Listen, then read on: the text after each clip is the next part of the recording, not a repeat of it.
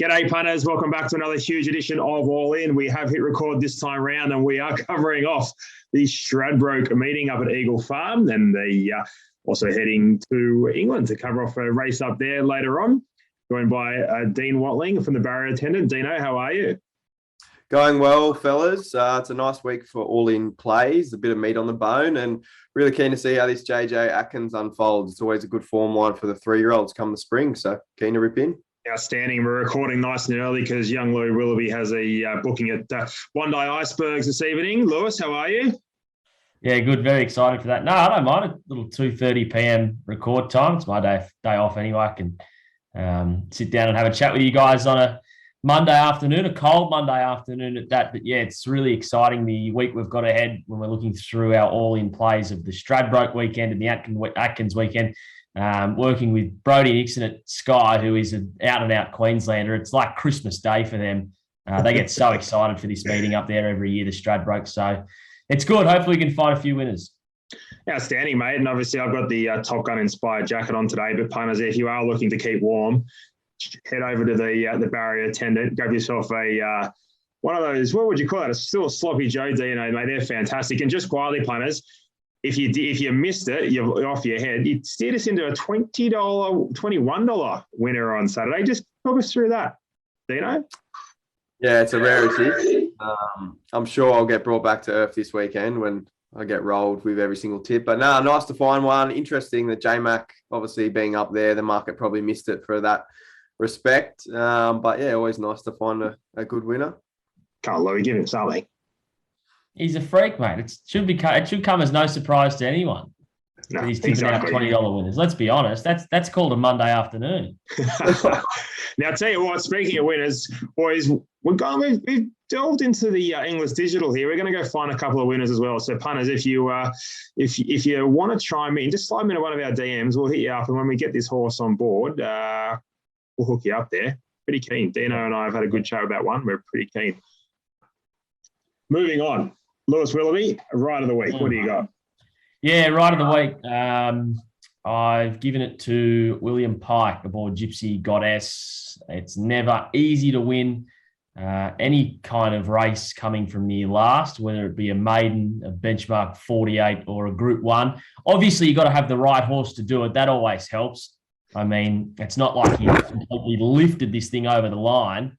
He had the best horse, but it was just so calm and collected being back there, and then just to take off at the right time. You got to time it well too, because if you hit the front too early, you're exposed to get run down. If you leave it too late, you miss out and you get second or third or fourth. So it was perfection from Pikey on the biggest race of their day on Saturday. So Gypsy Goddess to win the Group 1 for William Pike is the best ride. Horse to follow, Dino? Yeah, I've got 3 for us, Louis. 2 out of Saturday's meeting at Eagle Farm. Boom Nova won again over 1,000 metres. That's 3 on the trot this prep. I think it goes to another 1,000-metre race in 2 weeks' time. It's absolutely flying. I think we can still jump on and make a bit of money out of it. One from the midweeks, pretty wild. Michael Clark owned fair income, first horse he buys into, and he's got a Saturday grade horse. Best last 6, last 4, last 2 of that meeting. And another one, out of Eagle Farm. I declared it last weekend, a tissue. It was a strange ride, back forward, then held up. I think it should have won. Not dropping off. I think that horse has a win in it this prep. So there's 3 for the punters to follow, Gannon. Tell you what, that's outstanding. What a wrap. Why don't we move on to some Saturday early all-in plays, Louis?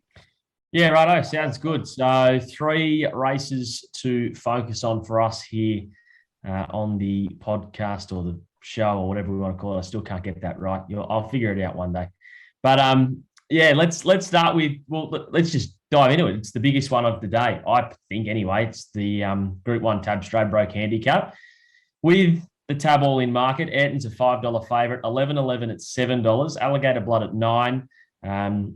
Actually, Apache Chase has just got into $8, so swap those 2 around. Apache Chase $8, Alligator Blood $9, Few at $13, Isotope and Private Eye, and Star Tontes at $15 is the first of the bit longer figures. Laws of Indices at $21 is the first above the $20 mark. Dino for the Group 1 Tab Stradbroke. Who have we got? Yeah, it's an outstanding addition, Louis. It's probably a lot of question marks going into it. Just a quick mention of the weights for this race. We've seen in the past 10 years, it's sort of been a horse's race that has the lighter weight. The max carried in the last 10 years been 55.5 kilos by trekking. So that's something to monitor punters. Interesting that Anton's still a favourite. Failed last start, 1,800 metres, pulled up lame. Now drops back to 1,400 metres off what was a interesting time off with an incident, injury, spider bite, whatever it was. So not sure what the market does with that horse. I'm keen to take him on. 11-11 for mine, picks himself. He was brilliant last start. Found the line really well late. He's a horse who can set midfield and beyond. So I like that tactical speed. Loves racing in Queensland and has a nice turn of foot. So interesting race. I think there's probably something out there in the market. If you're keen on something, you can probably play it in this race. There's a lot of meat on the bone. But for mine, I'm happy to be with 11-11. Gannon? Dino, just quickly, did you catch Ayrton's trial?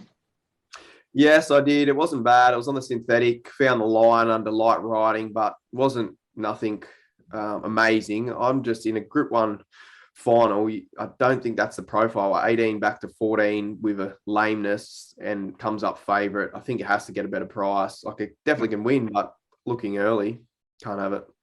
Yeah, for mine, I think there's only one horse I want to back, and that's Private Eye. I think I spoke to Dino earlier, and he suggested that it was, first up off a pretty average sort of bunch of trials, and it was pretty impressive last start, even though probably Form Guide doesn't suggest. For mine, Group 1 horse, potentially the best horse in the race, $13, $4 a place. And I don't think the barrier is going to be too big an issue. And as long as you don't draw 1, 2, or 3, I think even if you got something a bit wider, it's not going to be a big deal. So we're not going to be too affected by barriers unless we get 1 or 2 or 3. So for mine, as an all in play, Private Eye, $13. It looks a good bet. Yeah, beauty. I agree with him. I couldn't possibly take Ayrton at $5 coming off a Group 3 winning Caulfield to then go up to the Gold Coast over 1,800 metres, not run well, freshen, trial, and you want $5 here about it in a Group 1 back in distance. It is completely the wrong profile.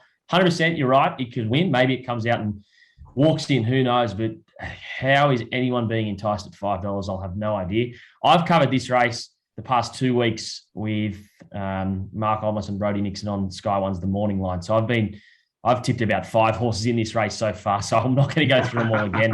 The one I will give out, which I'm still sticking solid with, it's at $51, and it's Emerald Kingdom. It's had no luck this preparation. They went to this race last year. It was far from disgraced in it.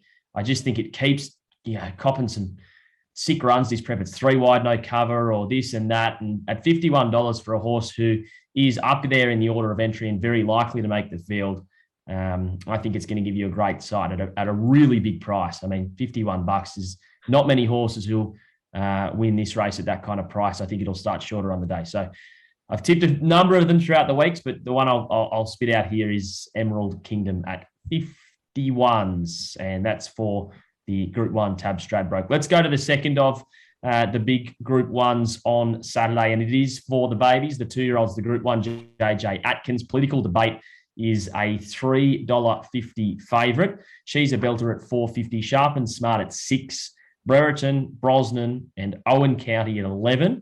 And the only one at $13 is Twin Stars, 15, and longer the rest. Dean, I'll come to you before you tip, because we've got some stats that we can read out here in terms of previous winners and also kind of what rating to get to. Starting with the ratings, and this is courtesy of Dan O'Sullivan's ratings. 3 of the last 4 winners, their previous peaks leading into this race were about that 95.5 to 96.5 mark.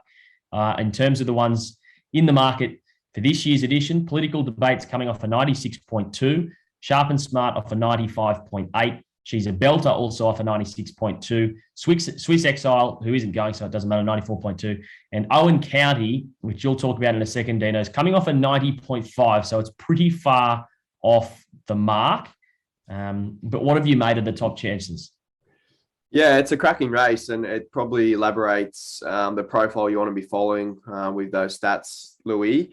The lead-ups to this race, we crunched them before the show. I think 3 out of the last 6 have come through the sires, and I think the crazy stat here, 2 out of the last 6 winners have come out of the 1400 maiden ran at Randwick 2 weeks prior. We saw horses Prince Fawaz and the Autumn Sun are those two horses. So crazy that a Group 1 lead up is a 1400 metre maiden on a Saturday. That's the profile Owen County fits. I know he doesn't bring the best last start figure to this race, but he was staying at 1400 metres there, had the blinkers on. I don't think that suited him. And he still absolutely blew that field away. The 6th best last 200 of that meeting. Now gets to 1600 metres and he's around that $11 price. I think he has to be the all-in play this early on. I think the top sort of 3 in the market that you mentioned, She's a Belter, Political Debate, Sharp and Smart. I think the winner of those sort of horses will come down to the barrier. They draw. So early on, I have to be with Owen County. I think he's got absolutely a stack of upside for this race. His turn of foot's brilliant. And he probably won't know himself back on a dry track. I think that's the only query, Eagle Farm, but dry track's a big tick for mine. So I'm happy to play the $11 early on, Louis. And I think punters wait sort of for the barrier draw for the other 3, and you can possibly have a 2-bet play. Gannon? We did there, Dino. I think Owen County is a great bet. I was not necessarily against it. I found the one Amati ahead of it last start, and Amati Fed Income had every possible, was given a gun right. I think Collett was on board, and Owen County probably was, 2 lengths sort of more work to do than Amati did. Only just beat it by about half a length, but we're talking there's about 6 lengths to third there. So Fed Income, it is absolutely brained him. If you swap runs with Amati, probably beats Amati by 2 and then probably beats them all by about 8. So for mine, even though it does come out of that Saturday race, 1400 metres out, where are you, Rosehill, Randwick, it was a very good performance. And I think the thing that we tend to get here, yes, it's by a done deal. Yes, 3 heavy career starts, right? But sometimes it's just pegged as, it's a heavy tracker. This horse could dead set jump out of the ground at Eagle Farm on a dry track. So abundance of upside and around the $11 for mine, worth a bet. Yeah, beauty. I think that profile we were talking about there, Dino, is 100% right. The only one that didn't come off that, either BRC size or the maiden, is Roughie, and it's such a statistical anomaly for this race anyway. You can almost just discount it when you're looking at a runner that fits the profile. So really, without it, there's only 2 races of the last 5 winners that you want to be with. So it's very interesting. I'm going to go with Sharp and Smart here, which I guess just kind of poo-poos in the face of everything I said because it doesn't come through the profile. But I just think in terms of looking at this market from a completely price perspective, how can you have it almost double the price of Political Debate, which I reckon it was in front of, and it was just the heads out of sync that got it beat, right? By the time they hit the line, it would have been in front, not even 1 stride, half a stride, a quarter of a stride past the post. It wins. I think it'll be better for that run. It's going to be 4th up. It's just a price thing for me. I don't understand how Political Debate is $3.50 and Sharp and Smart is $6, seeing how that race went on Saturday. What I will say for She's a Belter is that the last 6 editions of this race, no filly has won it, really not in the fillies' favour. So it has to turn around a bit of history to She's a Belter, but it was a great win in that BRC size, to be fair. And yeah, Owen County, I can't discount you guys at all at $11 for having a bet on it. Has to be a good chance. Louis, Sharp, I just don't get the difference. Louis, on Sharp and Smart, I might post it on Twitter and tag you in it. It had a good 1600 metre win in a good race in NZ before it come over here. It was outstanding. That turn of foot to show that day, and it absolutely blitzed its rival. We might post it up on Twitter, but yeah, I really like that horse and probably swap the runs with Political Debate on the weekend, and it wins. Yeah, and funnily enough, that New Zealand race was called the Champagne Stakes, which Rothfire came through a Champagne Classic, and Prince Fawaz also ran in a Champagne Stakes in Sydney, albeit, as did Converge. So there's something about a race called Champagne that tends to work very well with JJ Atkins winners, albeit not the same. It was over in New Zealand, but I thought that was very interesting when I saw that New Zealand run over 1,600 metres. So yeah, it's a great market. Get involved. Like to see that we're all not with Political Debate here at the price and Ayrton in the previous.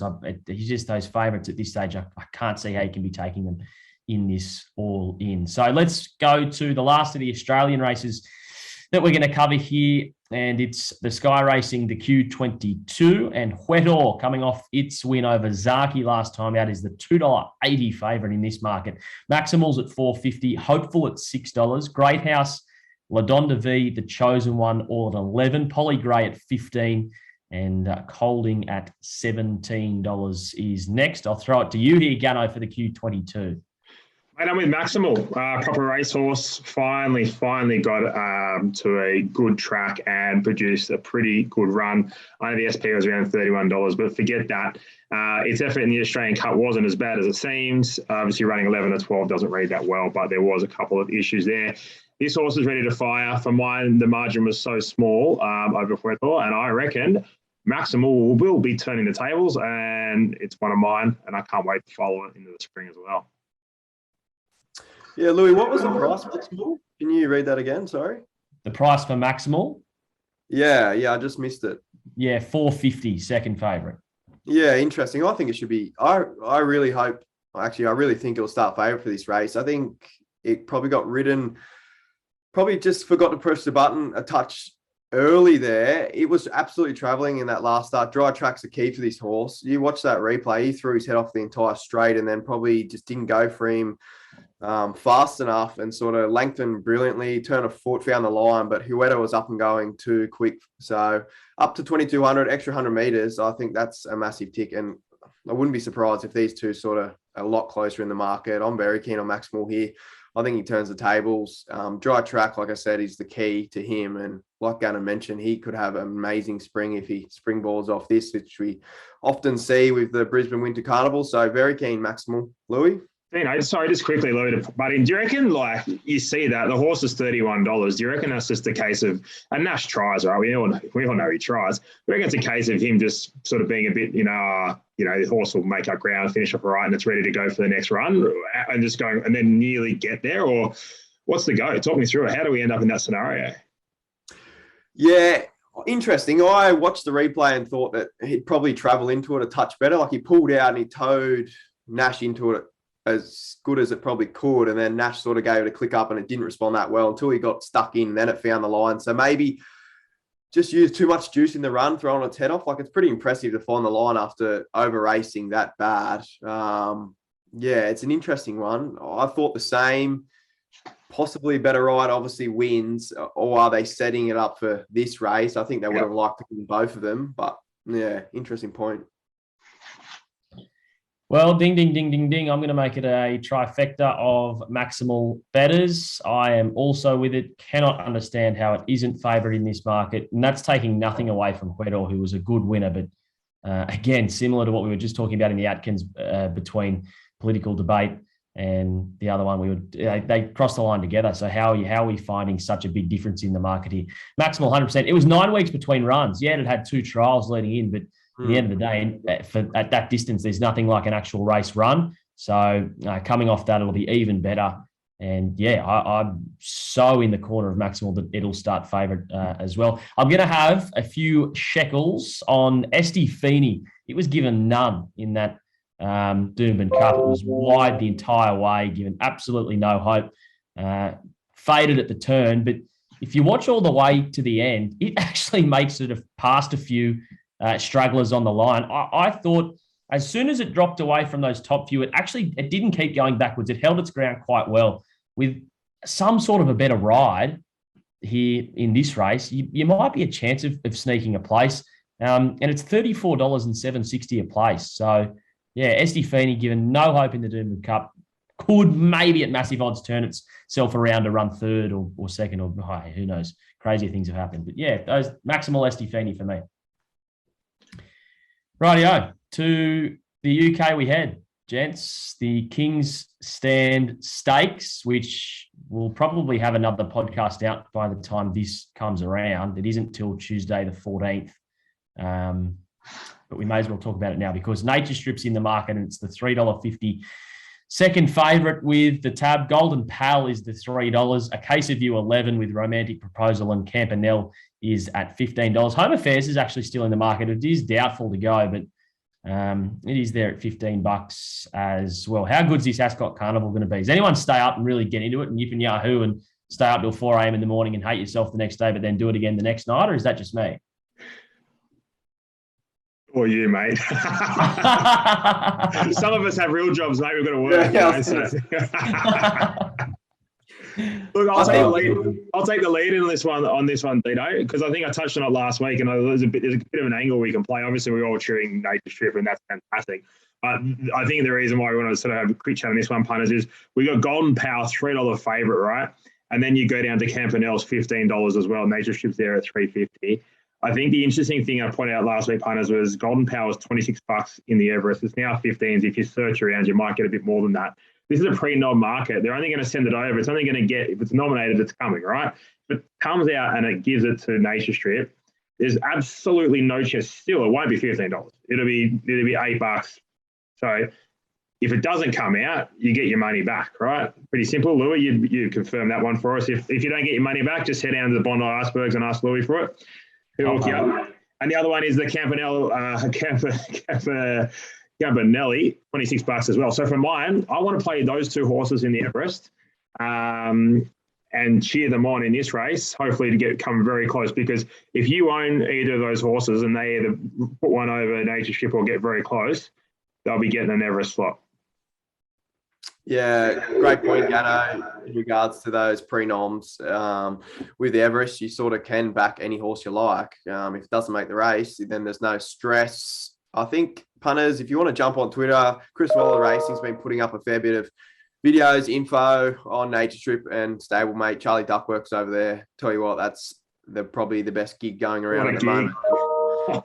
Be traveling with those superstars and go to Royal Ascot, get on the beers. I think, very jealous, but cracking race. It's going to be a build-up. And Louis, I'm not one to get up in the morning to watch these sort of events, but when you have an interest like Nature Strip, Home Affairs, those sort of horses, flying the flag for Australia, the UK love to sort of put us down as second-rate horses. I'd love to see Nature Strip put 4 or 5 on one of these Golden Powers or something they have over there and just cement himself as the best sprinter in the world. So very keen to watch.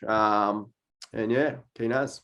It's only 2 a.m, Dino. Just set an alarm at 1:45. Up you get, son. Back to bed by 2:15 and away we go. Yeah, I might just get on the beers, Gannon, and just pump through. I'd fall asleep by 1 o'clock. Righto, boys, let's wrap up the all-in plays. You boys know I struggle on the beers after 12 o'clock. I'm gone. Bit of old age kicks in. Oh, mate, I'm 800 at Dalby. Anyway, that's another story. Best all-in plays. Let's go, Louis. You hit us up first, mate. What do you got? Yeah, maximal for me. Outstanding. Dino? Yep, I'll make that 2 maximal as well for me. Best all-in play. Unbelievable. 3 maximals. What could go wrong, punters? Righto, super stuff. Wednesday, best bets is coming up next. Make sure you subscribe, like, and comment. We do appreciate all your feedback. And all your feedback is, as we said in the past, our oxygen. It keeps us going. So get involved. Thanks, boys. Cheers, fellas. Cheers.